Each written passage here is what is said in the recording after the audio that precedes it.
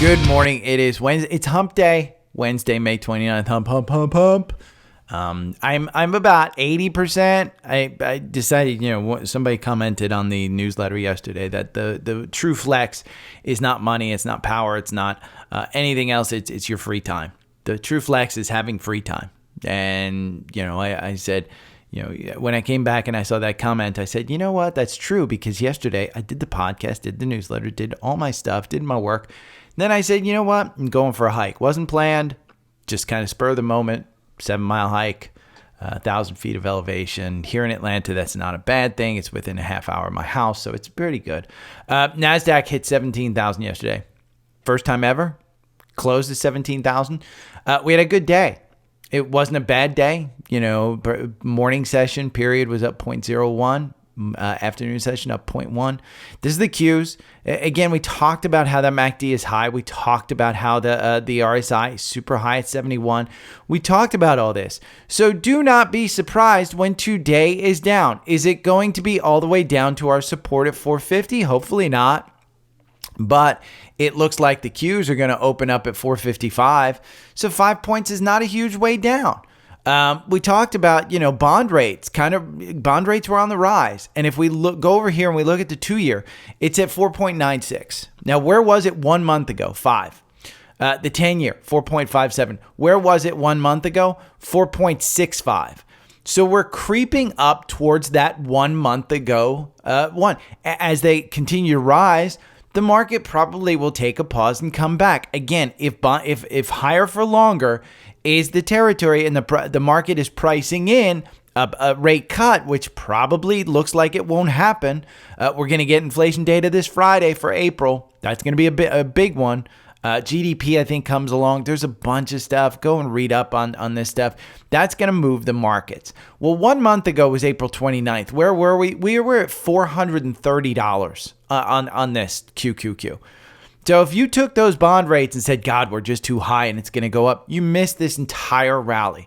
So take the information in, understand that for something like the Qs, you're looking at a long-term investment. Now, if you were to look at a long-term investment and you were to look at stuff, market crash indicator with spotty track record, Hindenburg Omen triggered last week. You read this and you understand and you're like, oh my God, I just read this headline, the market is going to crash. It triggers it 30% of the time it actually comes through. So if you're placing your bet, you have a better chance of the actual omen of this Hindenburg pulling back at like 2008 and 2010. I heard this, I saw this, and I guess it triggered twice in the last like 30 years. Well, stop. Just stop. We're on a bull market. Now, does that mean we're going to go up every day? No. But if you're trading this stuff, trade it on a tighter time frame. That's all that means. From a long-term perspective, we're still high. We may pull back. And I've talked about it before. On this weekly chart, we may pull back 10%. We very well might. You might get back to about 407, 405. But right now, the support is at 450. So if you break through that, that's where you want to make decisions. So don't listen to these headlines. Just read the article and understand that you could go to Vegas and vote and do black or red and have better odds of actually making money than something like that. Now, Gene Munster yesterday, my take on Apple is that it outperforms NVIDIA over the next year. Watch this video on my Twitter. He estimates that Apple will outperform NVIDIA over the next year, and he goes over the reasons. I think that would be really good for my portfolio. I'm hoping he's right. Am I changing my portfolio based on something like this? No. I'm hoping he's right. I am happy with my portfolio. I'm just hoping Gene Munster's right. If Apple does outperform NVIDIA over the next year, that's great. Remember, they are in competition for the largest market cap companies in the world right now. Does NVIDIA justify it? I don't know. Now, what I want to point out to you is I want to take a look at these biggest movers today. Let's take a look at one from yesterday, PEGY. This one's only up 3% today. There's another one, Reshape, which is up 129%. This is on investing.com. It's pre-market movers, investing.com. You can go and look at it. But what I wanted to look at PEGY. It's how you would use Trendspider to try and take a look at something like that in the pre-market and then say, you know what? I want to go over here and look at this 5-minute algorithm that Gary has, which is called an A+ setup. Okay? It gets you in and out. I am not 100% secure with the exit, but the entrance I am secure with. Now, even though it says enter here at 456 on QQQ, I don't think you have enough movement to actually trade this on the 5-minute. QQQ, I would trade on a higher time frame. But PEGY, this is pineapple energy. If you remember from yesterday's newsletter, this is one that got a solar contract with New York State. Now, what I want to show you is some of these entries. So you got an entry here. And again, this one has great movement. So at 17 cents here on May 24th, great movement. On May 28th, this was, Friday to Monday, nice 29% move. Do you want to buy on a Friday and then, sell out on Monday? Probably not. But this is all, the light gray is pre-market. So then you look at yesterday morning. Well, you know what? It gave me another entrance at 22. Boy, that got you out with a 49% increase. 49% increase. And this is at 7:40 in the morning. If you're not awake and you're a trader and you're not awake and trading at 7:40 in the morning, you're not a trader. You're not putting in the work. That's the problem. You have to identify these types of things. So you use investing.com, you find out what are the biggest movers, and you go and scan them in Trendspider. Now this one, 31 cents, I would argue this is why I'm not 100% secure with this algorithm, is because the exit is my issue. And I haven't found one that consistently works over time. Look at this one. You went from 31 cents all the way down to 22 cents here. 22. You could have gotten in at 22 because look at this. The algorithm already had you in at 31. I would argue that you had 2 candles to get out at 30.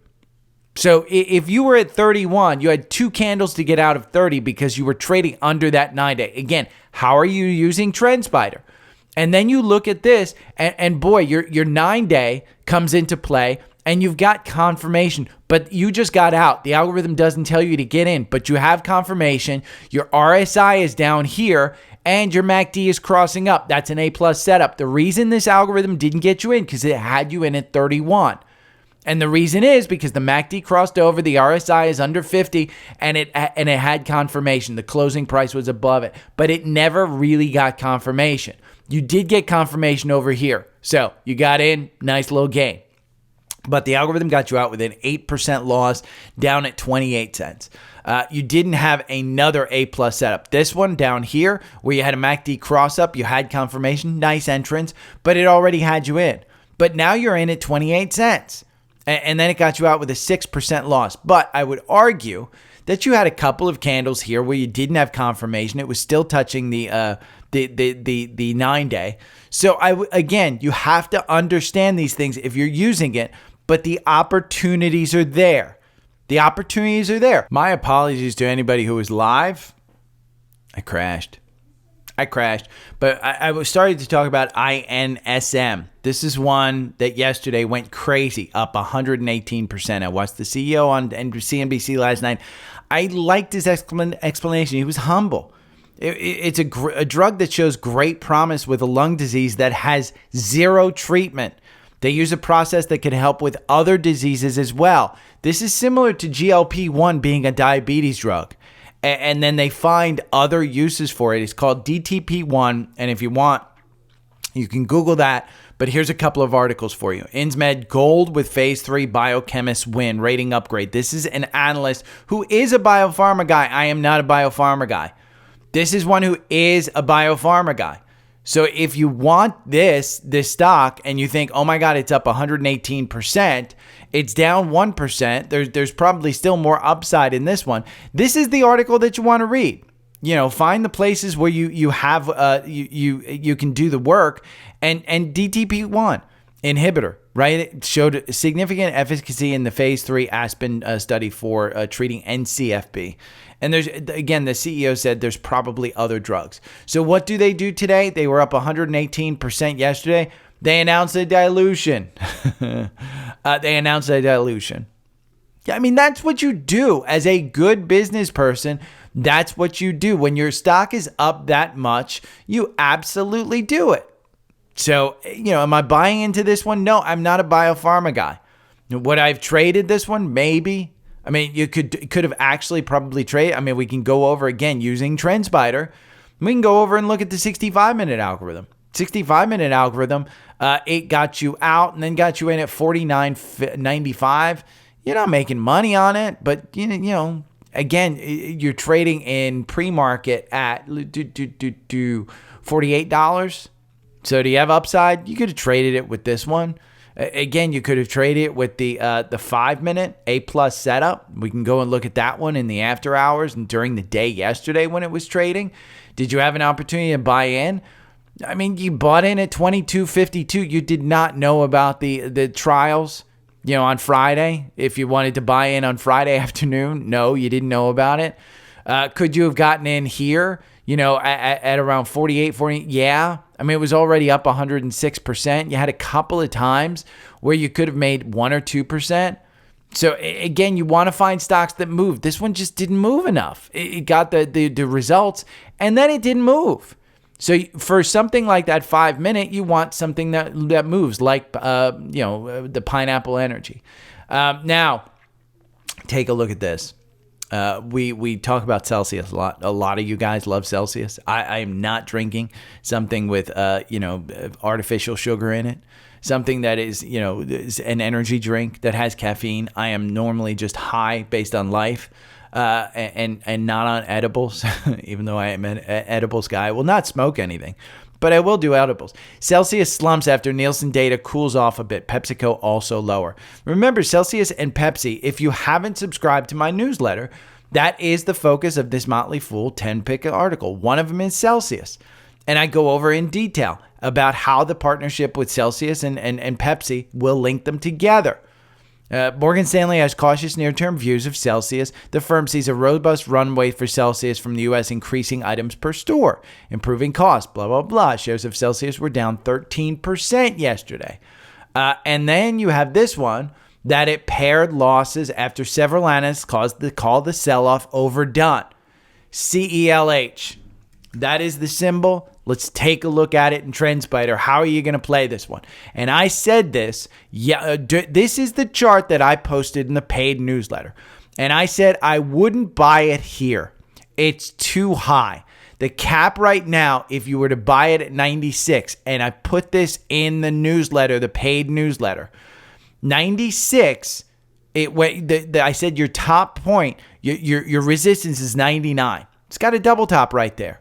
Hit 99, bounced off. That was the all-time high.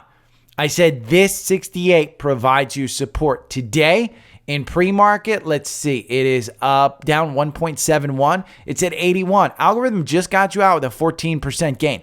That is fantastic. If you like stocks like this, the 4-hour algorithm may be for you. Because performance, it's 181%. Does it beat buy and hold? No. Buy and hold makes you 241% over 24 months. 28 positions during that time. I said it before, you can find trading ranges like this and you can find good entries on the algorithm and you can buy and hold for a longer time if you believe in the stock. And if you bought down here at 53, 52, 52 again, yeah, those were part of the losses. Even at 57, part of a loss. And then you started adding to it during that time while we were in this trading range. And then it breaks out. Where were you selling? Because the previous, all-time highs here at 72, where we got to at 68, I think this is the support level that you're looking for. Now we're trading under the 50-day. This one doesn't trade under the 50-day many times. Now take a look at the weekly chart. And we look at that range right there. It was in a range. It broke out. It's pulling back now. Is the MACD way too high? Absolutely. Is the RSI way too high? It's coming down. It's at 56 now. You have to know these things. Understand you don't need Trendspider to look at these indicators. They just put it in a great way that you can look at it. So that's why I like it. Again, Celsius, I don't think it's a bad one to play long term. I'm just not the guy that's going to buy it. I own Pepsi, and Pepsi's part of that Celsius crew. So as long as Pepsi and Celsius are in a group, I drink Pepsi. I don't drink this, and it has real sugar in it. So that's why I bring up Celsius because you guys love it. I'm just not a fan of that stuff. And again, it's just me. Now, American Airlines stock slid 9% on adjusted gross profit. Do you want to buy the dip in this one? I would argue that airlines are a trade. And here's a chart to show that. Look at 10 years, okay? Just VOO is up 225%. There is no airline over 10 years that is even close to that kind of growth. Maybe Spirit Airlines or some of those other ones that have startups. Airlines are not investable. They are tradable though, but not investable. So let's look at American Airlines since they're the big one that's getting killed because they're the ones who brought down their revenue. Now, you look at TSA and it says, hey, we've had our best year ever, or best day ever on Friday with the people passing through the airports. That would be good for the airlines. Here over 24 months on American Airlines, you lose 24% if you bought and held it. The algorithm at least makes you 3%. You've had quite a bit of little ups and downs. I would say it's a trade. Again, your average win is 10%. You only win 34% of the time. Right now, you don't want to get into these things. You want to wait for them to pull back even more. Look at Delta. Delta is actually a great example of the 4-hour algorithm. This one trades really long swing trades. And you can see it just got you out with a 35% gain. You know what? Over 2 years, Delta makes you 99%, 21 positions. So you're not even trading once per month. That's what I say. It's got nice long runs. You can see back here, it's not perfect. You win 33% of the time, similar to American Airlines. But this one, your average win is 20%. So again, I like ones where it works and it protects you on trading. Am I getting into this one? This one you may get into sooner rather than later. They didn't bring their forecast down. They're not saying they have problems like American Airlines. Delta out here in Atlanta, you can't get on a freaking plane that's not full. So I would stay with best in class in that one. I would not trade the airlines. This is it's not my thing. Maybe your thing. You can actually make money on it. Just don't buy and hold. Don't think that these airlines are going to be something that you're going to kill it on. Something you will kill it on, energy. ConocoPhillips is looking to buy Marathon Oil. I mean, Marathon Oil is up 10% at 29. Now we can look at Marathon Oil. This is one that is in the watch list for all of the energy trades that we have. Now this one just got you in at $26.21, but you're all the way up here at $29. So if you were scanning the algorithm, yesterday afternoon, maybe in the post market you bought at 26 because you said, you know what, Marathon Oil, I've been waiting for it, and these other buys, we didn't really have confirmation. This 26-21 afternoon candle, you had confirmation. Now, ConocoPhillips, we can go and look at that one. These are going to close, I think they said 2025, so it's still a long ways out. They need regulatory approval. There's some issues with that. It is what it is. But you can see ConocoPhillips, MACD, way down. RSI, down here at 38. It looks like a good buy to me. When you look at a weekly, still looks like it's in a strong upward trend on a weekly. Just looks like it pulled back to the 50-day. What happens for the last couple of years when it pulls back to the 50-day? We continue up. Again, you've got to find these things. Now, a couple of things that I want to talk to you about. One thing is taxes. Ross, this is like a 15-minute video, and he does it way better than I ever could. We've talked about taxes around tax time. You should have an idea today what you will pay in taxes next year. He goes over a great example. I don't think anybody that listens to me has the money that I have. If you do, then you shouldn't be an LLC. You should be an S corp. I'm not an S corp. My money is basically in my own stuff. It is what it is. But I've got a different thing. Ross is somebody who makes like $10 million a year. So I'm not too in his category. But yeah, and most of my stuff is not based on this podcast. Most of my earnings are based on, I'll go over how much I made at some point in time on the podcast. I did really well in Q1. Q2's coming back down to normal, couple $1,000. It's not a crazy amount. But I do, it's all on affiliate stuff. So, and I don't ask for a lot. I really don't ask for a lot, but this is a masterclass on how, you say you make a 20% gain. He goes over it. Say you make $100,000 on trading, and you're in a high income class. You may owe $30,000 on taxes, and then say, it's January and you've got that $100,000 still invested and you haven't pulled the money out for taxes, and all of a sudden we have a 40% correction. And so your $30,000 tax bill comes due. Maybe you don't even have the $30,000 to pay. This is why you need to track your taxes. So I go over it all the time.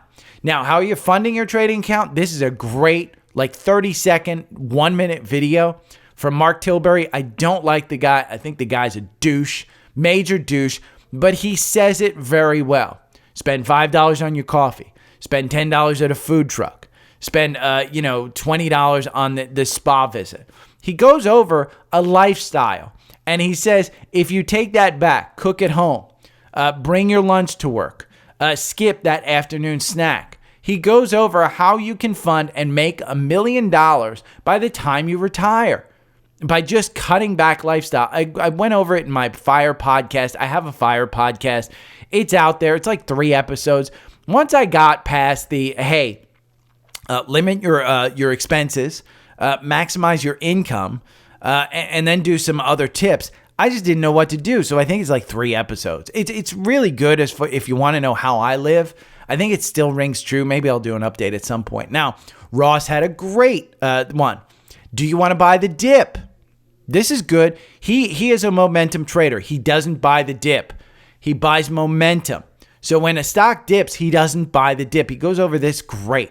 And again, I'm including this because he's releasing a bunch of these little things. And I think they are very good. Would I buy his course? Absolutely not. But I think he does a fantastic job in putting this out there. Now, your portfolio, if you want to watch one thing, your portfolio needs to absolutely have single stock exposure to Apple, Microsoft, and NVIDIA. And this is what Dan Ives is preaching. If your portfolio doesn't have single stock portfolio exposure to Apple, Microsoft, and NVIDIA, you will underperform SPY. I mean, it's just that simple. If you only have, say, SPY and an industrial, you're going to underperform SPY. You might outperform SPY if you have some type of other growth names and you get lucky.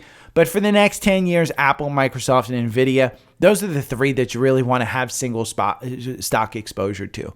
And he pointed out. So go to my my Twitter and look at that. HubSpot. We've talked about this one for a while. It was up 8% yesterday. On reports, Alphabet is in talk with all stocks. This has been for about a year. That at least a month that Google and HubSpot are in talks. I think HubSpot is a great buy at that, just for that reason. HubSpot is a competitor to Google. They're going to just buy them. Now, will they get regulatory approval? Who knows? This is going to be a hurdle, but Google most likely will buy them. HubSpot has been a stock that's on fire. Is it worth it? Well, here's the high. These guys are going to pay $800 a share because that was the high in November 2021. If Google's going to buy them, it's going to be at that price. That will surge this stock. Just simple as that. I mean, take $1,000. Take $10. Take $10, and then you'll be wishing that you put $1,000 in there. And boy, if you have $10,000 and you put in $1,000, you're going to be wishing you put all $10,000 in. This isn't, this one isn't rocket science. They've been in talks. Now, if the talks break down, expect this one to come down to 400. That's why I'm saying limit your exposure, but take the chance. Put a little bit of money in there. So let's take a look. I want to go back to PEGY And because I have in my notes, hey, before we go into the earnings stuff, let's check the 5-minute algo to see if we're out of that trade that it got us into here at 28. Now, well, it got us out with a 6% loss. But, again, I would say we haven't had an A+. I would say this buy right now with an A+ setup. The only reason is that, it's gotten a little bit over its RSI at 50. I would say at 28, you're not bad getting back in there. But don't go big. Play with a little bit. The week ahead, let's look, because this was a post that was made. Hello group, Wednesday, Salesforce. So today you have CRM. Headlines with the week Q1 update. We can go over to earnings hub, and we can look at CRM. A&F killed it, by the way. We can look at that stuff later. But let's click on CRM. CRM is Salesforce, and they're up 0.11 in pre-market. They report after the bell today. What are they going to report? Well, last time they reported $2.29. That was a 1% beat. This time it's $2.37 expected. $9.15 billion in revenue. That's a slight reduction. Let's go look at the chart. CRM, I think it's close to, well, we're going to go back to the 4-hour. This one you would not want to use the 5-minute on. But we'll look at the 4-hour here. The 4-hour has some weakness right before earnings, got you out. The MACD, relatively normal space. You're at 269. The RSI, relatively oversold at 31. Algorithm doesn't have you in. If you wanted to take a chance, you don't have confirmation. But I do think that 260, 270 kind of range, probably not bad for the long term. For short term, you might be looking at a cap of about $316. So if you want to buy at 270, 316 might be your top. That might be the absolute top. If you look at this one, if you bought back here in November 2021 at $310, you could have gotten out, here back in March because it made it back up there. We're looking at a long-term recovery right now. You're seeing this 50-day cross down on that 200-day, made, even further move down. Then as the 50-day started to move up, you can see it crossed up and it started moving positively. On that 9-day, you had confirmation on this one all the way up here to 231. Then you lost your confirmation. Bollinger Band cinched up. It was indicating that we were going somewhere. Went down for a couple of weeks. Then we shot up from 230 in January all the way up to 310 again. We double topped out. It rejected off. I would say that is your cap. So if you bought here at 270, I think 310 is your cap right now. Simple as that. I mean, that's a nice 10% move, but that would be your cap. That would be your cap. I don't think it needs to go anywhere else. Now let's look at Thursday. Costco. Costco slated to report consensus earnings per share 371. Blah, blah, blah. This is a big one. Costco's a huge one. They have run up incredibly. This is one that is now trading over $800 just a couple of weeks ago. I got this at $730. I bought this back here in April, so maybe it was a month ago. But we're up 12%. And I've said I want to sell this one as it weakens. It hasn't weakened. But as we get up here, I'm slightly concerned that the MACD is high on this 4-hour. The RSI is at 67. If we look at the weekly, we are at all-time highs. That makes me nervous. I need to trim. They report tomorrow. I don't want to trim if they're going to announce a member raise. Now, do I think we're coming back down to 700? I can't imagine, with Walmart earnings being good, with Target earnings being good, with the traffic continuing to come in. Go to a Costco parking lot on a Saturday, you can't find a space. So am I concerned about it coming back down to 720? No. Am I concerned about missing that bump up? Yeah. I mean, this one right now just doesn't have a top. But am I buying it? Absolutely not. It is too expensive to buy right here before earnings. Might get cheaper, but you don't want to buy it. Now, some other ones that report tomorrow. DELL. DELL is one that is expected $1.26. Last time they reported $2.20. What I want to point out with DELL, and Marvell reports tomorrow, Zscaler reports, Best Buy, we had a scan up on Best Buy. Dell right here, if we take a look at Dell, this is an interesting chart because everybody talks about SMCI and NVIDIA. Well, what you didn't know is that Dell is number 2 in the server space, right behind SMCI.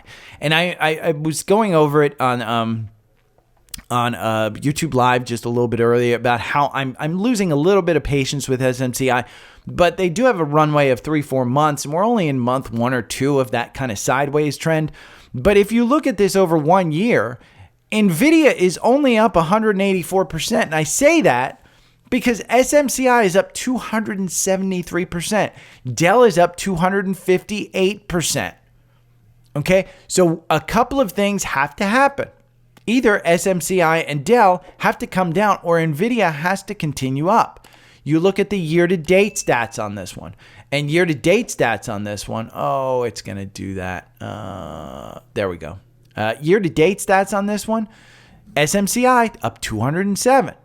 NVIDIA up 130. Dell is in behind at 118. So in my mind, I think Dell is probably a good play here on earnings. I don't mean that you should buy it before earnings. I mean, you wait to see if they blow out their server space and they announce that, hey, our new partnership with NVIDIA, we're going to be their leading server installer. Boom. Take off, and you're going to see SMCI fall. So in my mind, I tend to fear for the SMCI play. I am happy that I also own Dell. Simple as that. I mean, again, I've got both. So it's a little bit hard, but earnings today, I said it yesterday, I thought Dick's Sporting Goods was going to kill it. They're up 10%. Dick's Sporting Goods, great buy right here. We know DKS is the symbol. We look at that. It's going to create a gap. Your top is going to be 225. I mean, that is where you're going to top out, 225. If we continue to go up, you will top out at 225. So should you buy at 212? No, you should wait for it to come back and start to cover this gap. But the top is going to be 225. This was a setup that was absolutely stellar. 194 right there. 194 in the afternoon yesterday triggered. That is fantastic. That is a MACD that is below the oscillator. That is an RSI coming off an oversold reading of 28 with a nice pullback and a gap cover, earnings gap cover. That is stellar. And then good earnings. This one's getting ready to move higher. But right now, 225 is your resistance. It's getting ready to move higher though. I mean, right now, do you want to buy at 217? I would say no. 3-day rule. Be a little bit conservative. I would be slightly conservative, but they killed it. They just killed it. You know who else killed it? Chewy. Chewy killed it. They're up 13%, 14%. Chewy killed it, and they announced a buyback. I mean, Chewy, I had said it, that I bought Chewy. I bought my dog food and some probiotic for the dogs from Chewy. Fantastic experience. I just didn't trust it this low. I think this gap here starts to get covered at $20.58. I think when you look at that, you look at the weekly of this one, and it's an absolute mess. An absolute mess. But I do think this one, not a bad one. Not a bad one. That earnings with a huge buyback, if anything, look at the buybacks that they're talking about. Now, ANF killed it. This is Abercrombie and Finch. They are up 6%. They killed it. Look at this. If we go over here and we look at ANF, they 23%. 23% beat. A 23% beat. 6% on revenues. The consumer is picking brands. So you have to understand those are the brands that you want to do. Now, we went over CRM. Let's look at HPQ. HPQ is one of our, let's see, who wanted it? Dex. Dex wanted HPE. We want HPE. But let's look at HPQ. HPQ right now is, HPQ is, they're expected 81 cents. That's what they reported last time.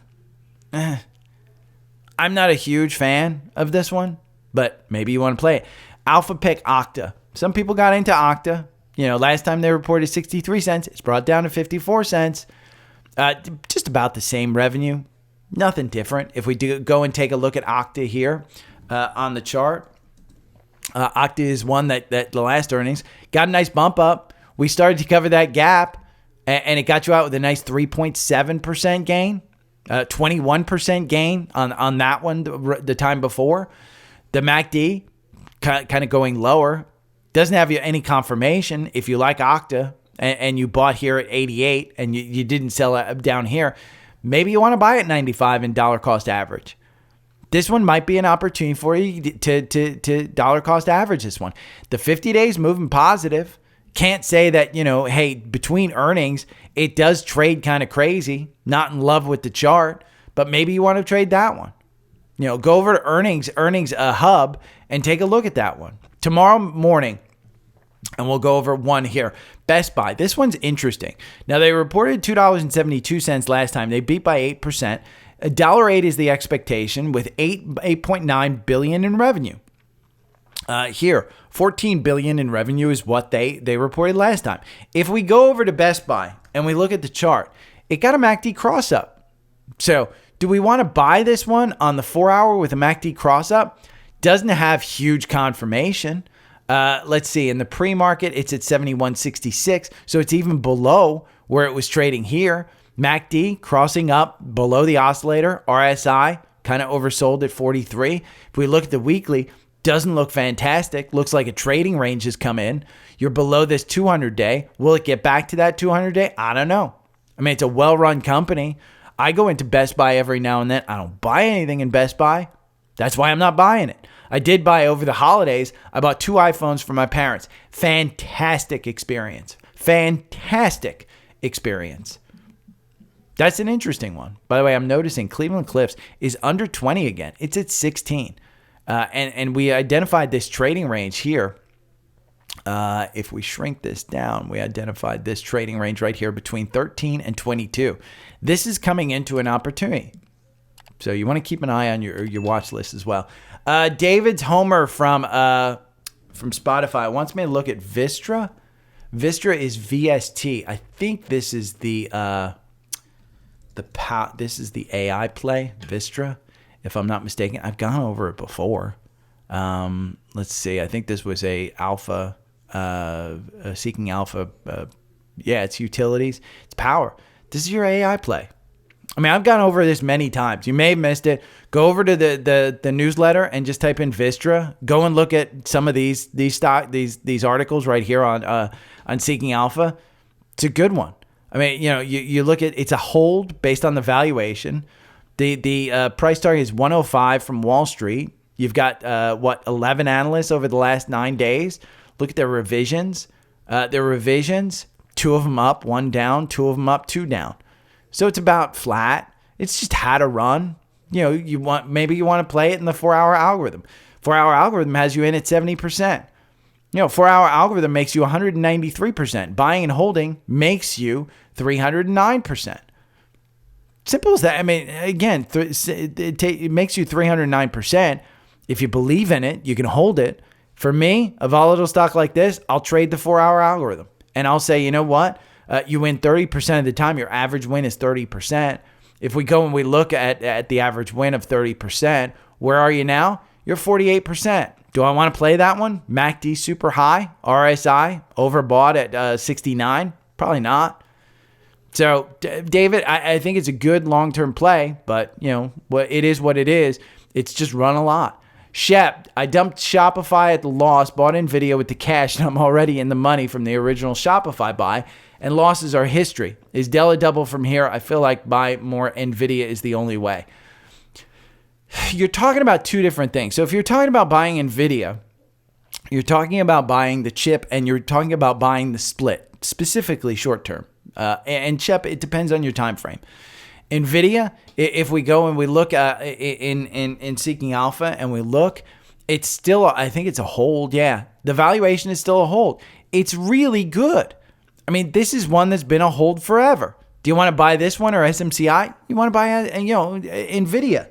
Now, do you want to buy Dell? Dell is kind of the same thing. I mean, it's growing, but it's still a hold here. It's 52-week range. You're at your 52-week high. Do you want to buy it? I mean, you're at your 52-week high on, NVIDIA, but you've got some pretty good catalysts.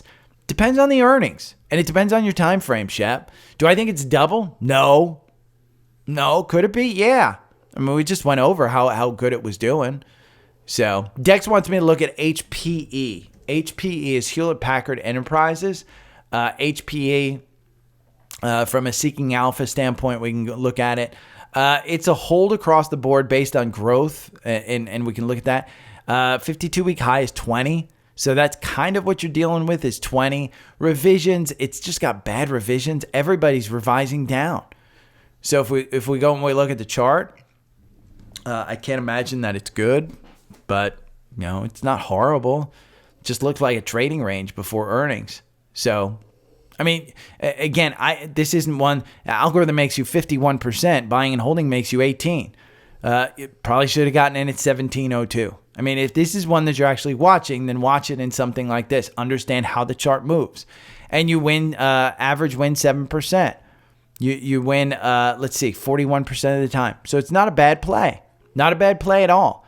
Again, 7% is your average win. If we look at this one from 17 right here, right before earnings, you're at 8%. Do I want to get in? Probably not. MACD above the oscillator, not horrible. RSI, it's coming off an overbought. 74, it's coming down. So it is what it is. Bullish Bites, who called Robinhood, by the way. They had a great call on buying Robinhood before the buyback was announced. But they wanted me to look at Chubb. Thoughts on Chubb Insurance now that Buffett disclosed his position? Can you include it in the pod today? Yes, I can because you got it in. CB is Chubb Limited. Now, this was the hype. This was when it was announced that, hey, Buffett took a position and you had a nice gap up. You'll retrace it. My guess is you'll get that back down here to 253. From a long-term perspective, it's been a winner. I mean, do you want to buy up here when the RSI is at 10, or I'm sorry, the MACD's at 10 and the RSI is coming off 72. Right now it's at 62. Chubb, if we go over here and we look at Chubb International, which is the symbol CB, we look 9 revisions up, 9 revisions down. 6 revisions up, 1 revision down. If we go and look at the summary here, we can see it's a D on valuation. Quant has it as a strong buy. The growth, C, is insurance. Upgraded to neutral of Bank of America. This was last Thursday. Your 52-week high is 275. If we go over to Wall Street and we look, your price target is 269. That's 2% upside. That's where your 52-week high was. So in my mind, it's a little bit stretched. But the Buffett factor can't be outdone. He was adding it. If he was adding it during the entire last quarter, he was adding it at a lower price. He's been adding Oxy for the last 12 months. This one hasn't moved. And you've got weakness on it. So it depends on which Buffett play you want to do. Chubb, it's insurance. Insurance has been flying. Insurance secretaries of state have been approving huge increases on insurance. Look at your auto rate insurance. Cars are becoming more expensive. Tesla has finally found out that insurance is a tough business. So it's a little bit tough to say, is it a good buy or not? It's just run so much. And do I want to buy something just because Buffett got in? I think there's other plays in Buffett, like American Express, Apple, other big plays that I think have better opportunities than Chubb. But I'm not Warren Buffett. Again, Apple, we've talked about the 198 being the cap on this one. It's up almost 1% today on a down day, on a very down day. The Qs are, the Qs are down 0.79 and Apple's up 0.6. So let's talk about some scans. We got Best Buy, we got Micron, we got Ulta before earnings. Ulta is reporting, I think Thursday as well. Thursday as well. And that is after the bell. So Ulta, weakness. Does it come back at all? I mean, buying into Ulta on earnings where it's super, super weak, This one could be an interesting one. It's come back under the 200-day. What's happened on the weekly every time it's under the 200-day? It's come rip-roaring back. Do you want to buy that one? I mean, the 200-day still moving positive. RSI, crazy oversold at 30. MACD, crossed up. This was a great move. We talked about this one. This was the double top at 558, and it had trouble holding it, and it's pulled back since. Interesting play. I don't know that I still hold this one. Why I hold it, I don't know. It's a small position. I shouldn't have gotten into beauty products. ELF was the play, but I shouldn't have gotten into it. I should have traded ELF, not buy and hold Ulta.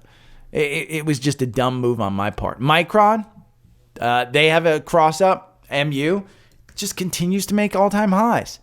Again, you've got to identify where these stocks are. Tomorrow, if you've listened to this part, you can comment below if you want me to go over Intuit. My father holds a lot of Intuit. I've gone over this a few times, I think, around tax time. Intuit on its earnings, it dropped. Is it an overreaction? I don't know. I don't think so. But I called my dad last night and I said, hey, I noticed that you're up 120% on your Intuit buy. I think it's time to look to trim. And we should have been trimming around this time where it got to highs and it broke down at 672. But at 607, I'm ready to start trimming and looking at trimming. I just think that some of this gap up here might get let go. I will not get out of the total position until I see it start to actually drop. Right now, 3 days, and we've got some green candles. It's up 1% today to 607. I think you've put in a nice range here.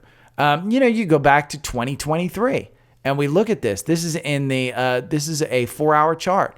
You go back to 2023, and you've clearly got this little range that you're trading in. Now, do I have faith that it will break out of there? No. But when we go and we look at the weekly, and we look at this, it looks like it's just weakening down. So we've hit, back here in 2021, you hit all-time highs at about 700, 690, 700, somewhere in that neighborhood.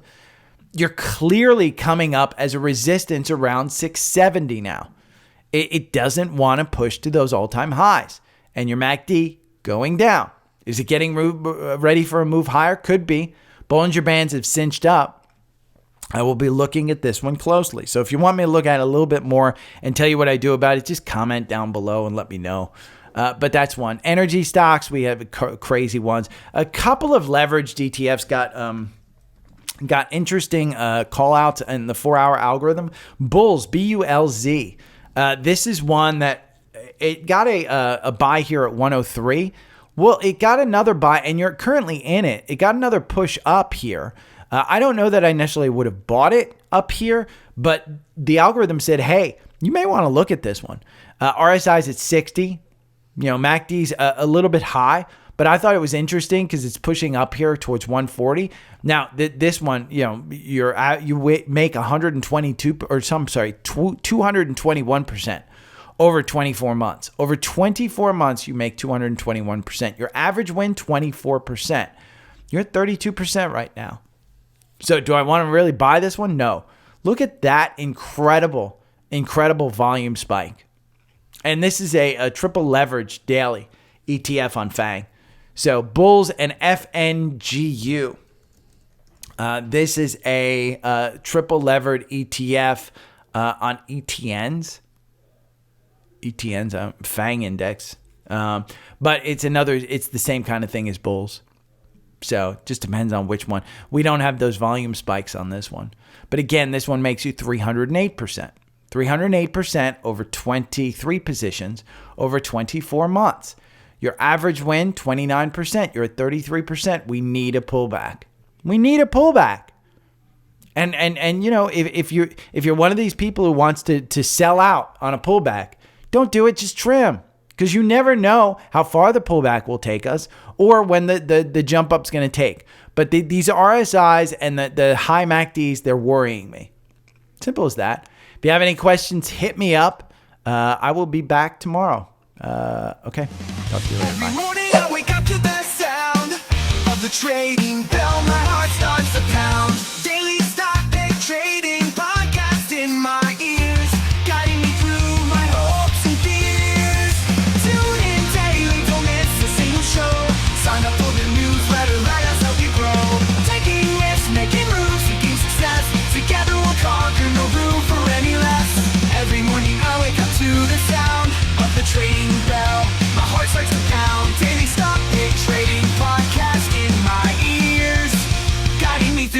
hopes and fear.